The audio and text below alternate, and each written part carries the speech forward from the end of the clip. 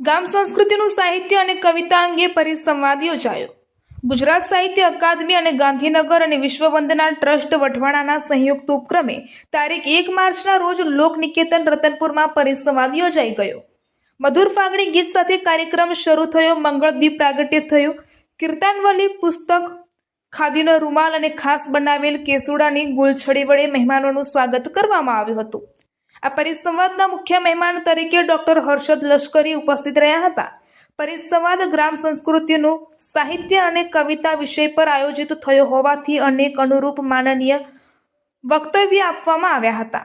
આ સેમિનારમાં વક્તા શ્રી અરવિંદસિંહ ગોહિલ દ્વારા ગ્રામ સંસ્કૃતિનું સાહિત્ય પર વિવિધ ગીતો, વાર્તાઓ, ઘટનાઓના ઉદાહરણો મારફતે વિષયની રસપ્રદ છણાવટ કરીને સૌને મંત્રમુગ્ધ કર્યા હતા.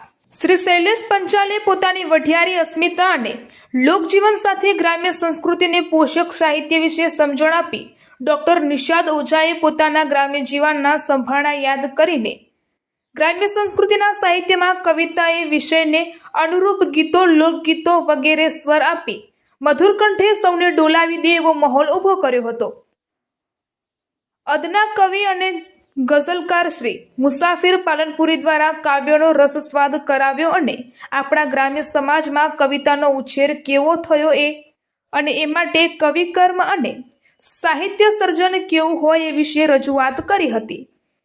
પરિસંવાદના અધ્યક્ષ ડોક્ટર હર્ષદ લશ્કરી મારફતે પ્રાચીન ગ્રામ સંસ્કૃતિ અને આધુનિક જીવનમાં પરિક્ષેપમાં ગ્રામ્ય સાહિત્ય અને આધુનિક ટેકનોલોજી AI વિશે માનનીય પ્રવચન કર્યું હતું.